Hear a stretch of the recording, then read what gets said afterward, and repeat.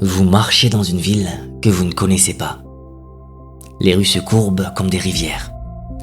Les façades changent de couleur à mesure que vous avancez. Et vous ne vous en étonnez pas. C'est ainsi que vont les choses ici. L'air a une texture que vous ne pourriez pas nommer. Quelque chose entre la soie et le brouillard. Et vos pas ne font aucun bruit sur le pavé. Puis un détail vous arrête. Vous regardez vos mains. Vos doigts sont trop nombreux. 6, 7, 8 doigts qui se dédoublent sous vos yeux. Et à cet instant, une pensée traverse tout votre être comme un éclair silencieux. Je suis en train de rêver. Le décor ne s'effondre pas, il s'intensifie. Les couleurs deviennent plus nettes que tout ce que vous avez jamais vu éveillé. Vous sentez le grain du mur sous vos doigts, l'odeur de la pluie sur la pierre chaude. Vous êtes conscient, pleinement conscient, à l'intérieur de votre propre sommeil. Ce que je viens de décrire porte un nom. On appelle cela un rêve lucide. Ce n'est ni de la science-fiction, ni un don réservé à quelques initiés. C'est un phénomène documenté, étudié dans les laboratoires les plus rigoureux du monde, pratiqué par des millions de personnes et vieux comme l'humanité elle-même. Il y a 2400 ans, Aristote écrivait dans son traité sur les rêves: parfois, lorsque l'on rêve, la conscience déclare que ce qui se présente n'est qu'un rêve. 24 siècles, et nous commençons à peine à comprendre la profondeur de ce qu'il avait entrevu. Ce soir, je vous invite à un voyage. Nous allons d'abord découvrir ce qu'est réellement un rêve lucide, et quelles clés permettent d'en vivre un. Puis nous entrerons dans le cerveau, pour comprendre ce que la science a révélé de cet état extraordinaire. Et enfin, nous traverserons les siècles et les continents pour découvrir que des moines, des philosophes et des chamans explorent cette conscience nocturne depuis des millénaires. Installez-vous. Le voyage commence maintenant et il ne ressemble à aucun autre.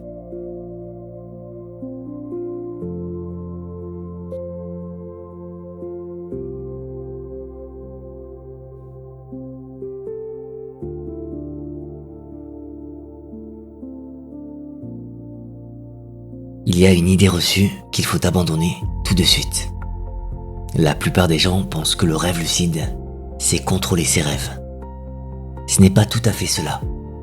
La lucidité, c'est savoir que l'on rêve. Le contrôle, c'est autre chose. On peut être parfaitement lucide sans pouvoir changer quoi que ce soit au décor, au personnage, au cours des événements. Et inversement, certaines personnes influencent leurs rêves sans jamais réaliser qu'elles dorment. Mais où cela se passe-t-il dans l'architecture de la nuit? Les rêves lucides surviennent presque toujours pendant ce que les scientifiques appellent le sommeil paradoxal. C'est la phase où le cerveau s'embrase, où son activité rivalise avec celle de la veille, tandis que le corps reste entièrement immobile.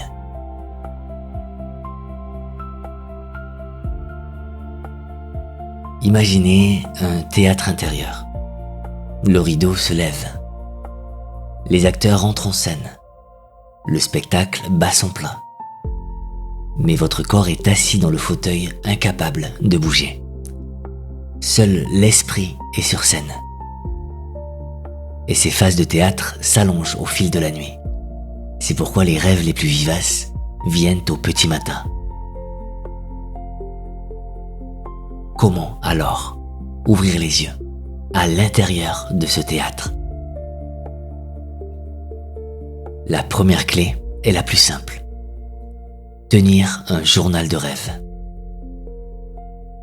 Chaque matin, avant de bouger, notez tout ce dont on se souvient. Un visage, une couleur, une phrase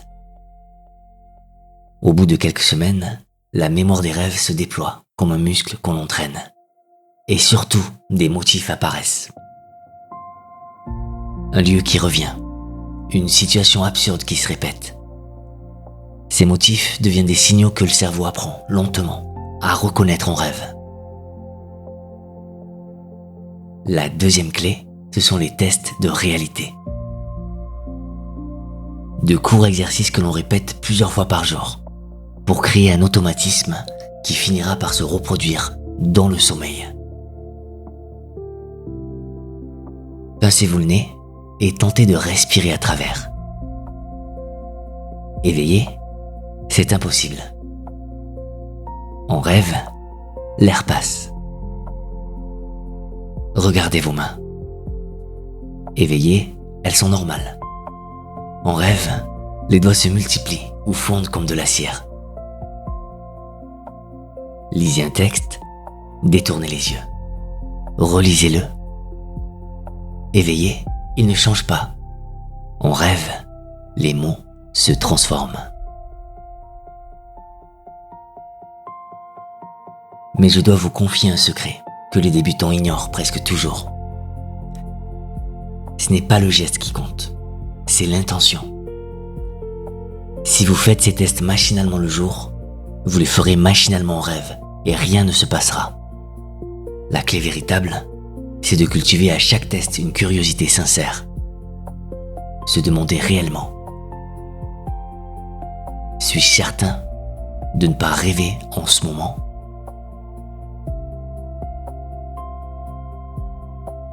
La troisième clé porte un nom technique, mais l'idée est poétique. Le chercheur Stéphane Laberge l'a appelé MILD, M-I-L-D, pour induction mnémonique des rêves lucides. Le principe est celui d'un rendez-vous que l'on se fixe avec sa propre conscience endormie. Au moment de se rendormir, on se répète une phrase. La prochaine fois que je rêve, je m'en rendrai compte. On visualise un rêve récent. On s'imagine devenir lucide. Et on s'endort avec cette intention posée dans l'esprit, comme une graine dans la terre. Il existe une voie plus avancée. Restez conscient pendant la transition même, entre la veille et le sommeil. Observez les images naissantes se former, derrière les paupières, se densifier, devenir un monde. Cette voie peut s'accompagner de sensations inhabituelles, des vibrations, une paralysie passagère. Elles sont impressionnantes, mais inoffensives. Ce sont les portes qui grincent quand on les ouvre.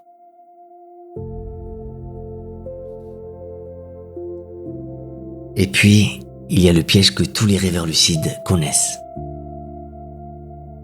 L'excitation. Le moment où la lucidité arrive. Le cœur s'emballe. Et cette émotion vous réveille. Les rêveurs expérimentés ont appris une parade. Toucher un mur. Frotter leurs mains l'une contre l'autre.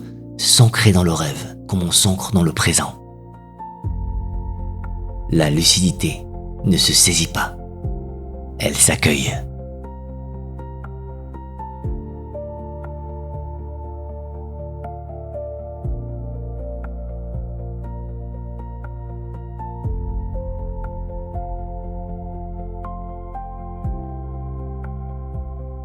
Comment prouver qu'un être humain est conscient à l'intérieur de son propre rêve ?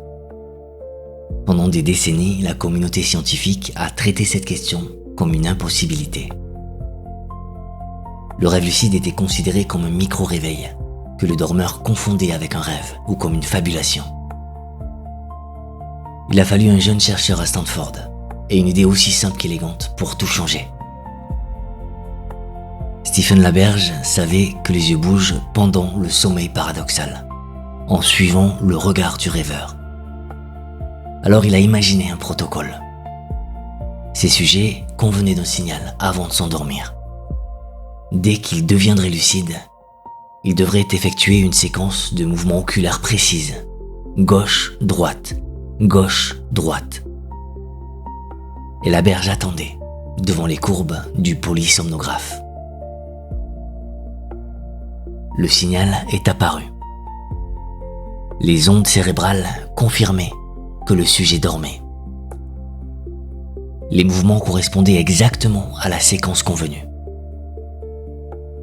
Pour la première fois dans l'histoire, un être humain avait envoyé un message depuis l'intérieur d'un rêve vers le monde éveillé. Imaginez cet instant dans le laboratoire. La nuit, le silence, les écrans qui clignotent.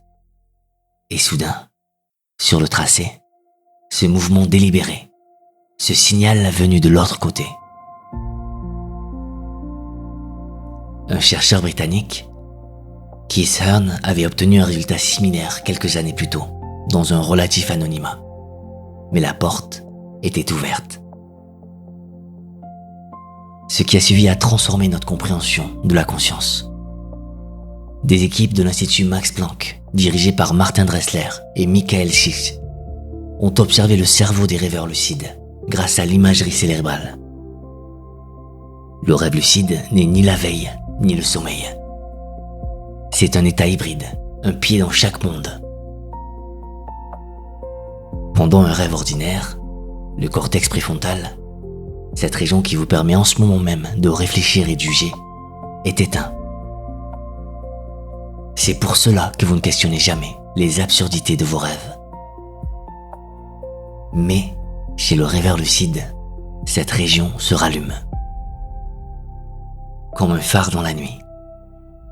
Le dormeur retrouve sa capacité de jugement, sa conscience de soi, tout en restant plongé dans le rêve. Les chercheurs ont aussi mesuré une augmentation spectaculaire des ondes gamma. Ces oscillations rapides, autour de 40 vibrations par seconde, dans les régions frontales du cerveau.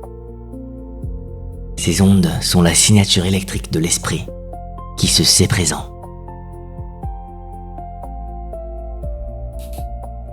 Et puis est venue la preuve la plus troublante. En 2014, la chercheuse Ursula Voss a publié dans la revue Nature Neurosciences une étude décisive. Son équipe a appliqué une simulation électrique légère à 40 vibrations par seconde sur le cortex frontal de dormeurs en sommeil paradoxal. Et ces dormeurs sont devenus lucides. Ce n'était plus une corrélation, c'était un mécanisme. La science venait de montrer qu'on pouvait allumer la lucidité comme on allume une lampe. Les rêveurs lucides fréquents possèdent un cortex préfrontal légèrement plus développé et de meilleurs scores en métacognition, cette capacité à observer ses propres pensées. Mais cela ne signifie pas que le rêve lucide est un privilège. La majorité des personnes qui s'entraînent avec régularité y parviennent.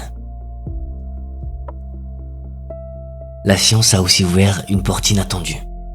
Le rêve lucide est aujourd'hui étudié comme outil thérapeutique pour les personnes hantées par des cauchemars récurrents, celles qui portent les traces d'un traumatisme. La thérapie par le rêve lucide leur apprend à devenir conscientes à l'intérieur de leur cauchemar et à en transformer le cours. Affronter ce qui terrorise, changer le décor, transformer l'impuissance en capacité d'agir. Des chercheurs aux Pays-Bas ont développé ces protocoles et les résultats sont remarquables. Ce qui était subi devient choisi. Ce qui paralysait devient un espace de guérison.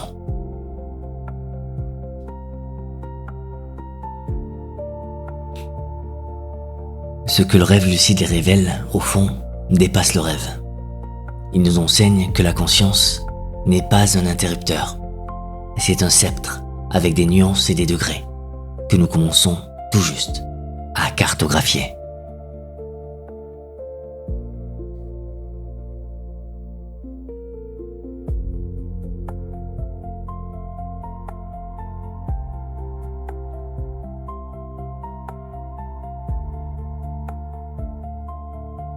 Le mot est récent.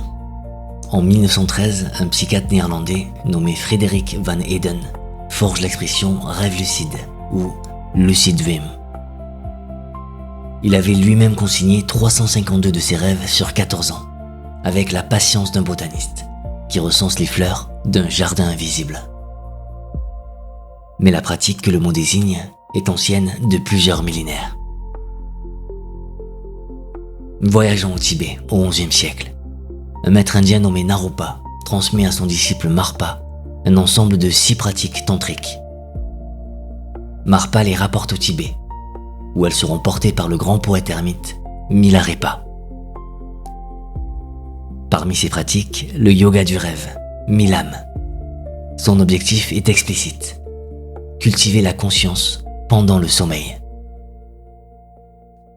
Le pratiquant apprend à reconnaître le rêve en tant que rêve, puis à en transformer les contenus, et enfin à dissoudre le rêve lui-même pour toucher ce que les textes appellent la claire lumière, un état de conscience pure au-delà de toute forme.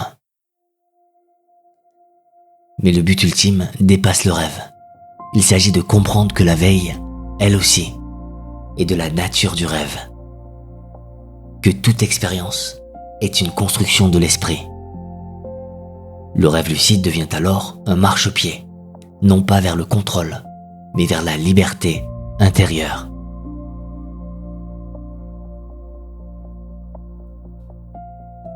Remontons plus loin encore, les Upanishads. Ces textes sacrés de l'Inde ancienne, composés entre le 8e et le 5e siècle avant notre ère, distinguent 4 états de conscience. La veille, le rêve, le sommeil profond et un 4e état, le turiya, qui les dépasse tous. Le rêve y est décrit comme un monde fabriqué de toutes pièces par la conscience. Et cette nature illusoire est présentée comme un miroir.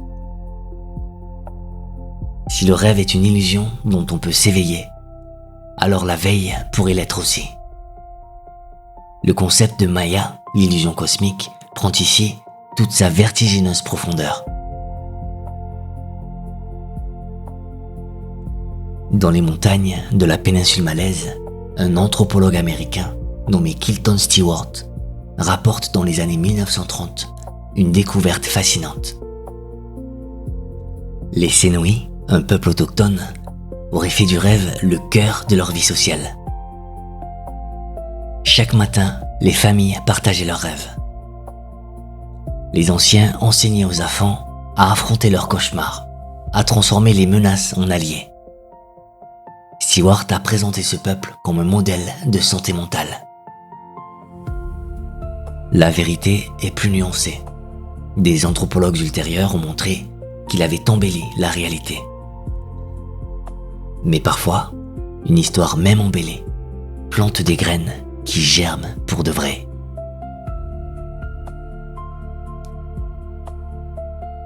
Élargissons le regard. De l'Australie aborigène, où le temps du rêve désigne un espace, où passé, présent et création se confondent, aux quêtes de vision, des peuples Lakota d'Amérique du Nord, en passant par les pratiques oniriques des peuples d'Amazonie, d'innombrables cultures ont accordé au rêve un statut égal à celui de la veille. Le rêve est un espace de communication avec les ancêtres, les esprits, les forces invisibles. Le chaman est celui qui voyage consciemment dans cet espace. Et ici, notre notion de lucidité, qui implique que le rêve n'est pas réel, devient insuffisante. Pour ces peuples, le rêve n'est pas irréel, il est autrement réel. Je terminerai par une histoire méconnue. Au 5e siècle, saint Augustin rapporte le cas d'un homme nommé Gennadius. Dans son rêve, un personnage l'interpelle. « Es-tu endormi ou éveillé ?» Gennadius répond qu'il dort. Et le personnage utilise cette réponse pour lui prouver que l'âme peut voir et penser, sans le corps. Cette question a été posée 1200 ans avant que Descartes n'en fasse le fondement de sa philosophie. Le fil rouge de ce voyage tient en une phrase. Partout, en tout temps, les êtres humains ont senti qu'il y avait, au cœur du sommeil, un espace de conscience inexploré. Et ils ont cherché à s'y éveiller.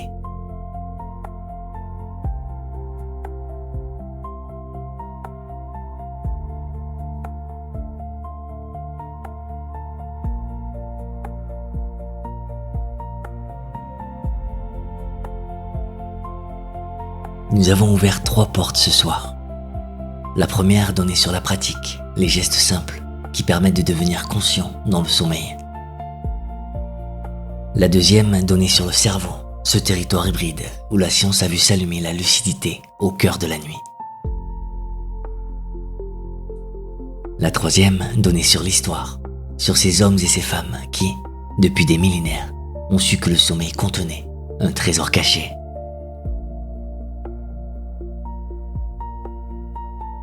Mais peut-être que la porte la plus importante est celle que je n'ai pas nommée. C'est celle qui se trouve en vous. Et si la frontière entre la veille et le rêve n'était pas un mur, mais un seuil,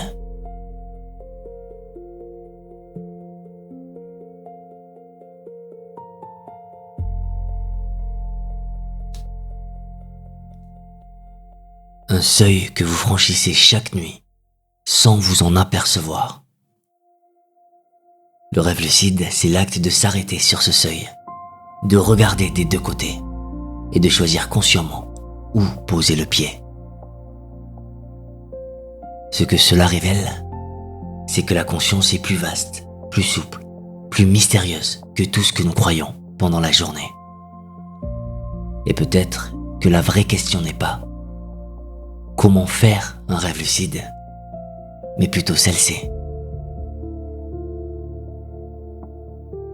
Dans combien de nos moments éveillés sommes-nous réellement lucides ?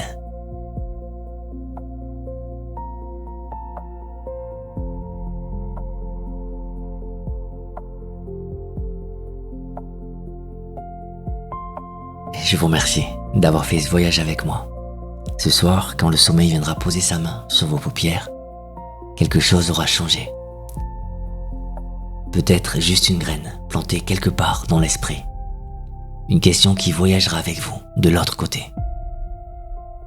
Je vous souhaite de trouver au cœur de vos nuits cet espace immense qui vous appartient depuis toujours et que personne d'autre ne peut visiter à votre place.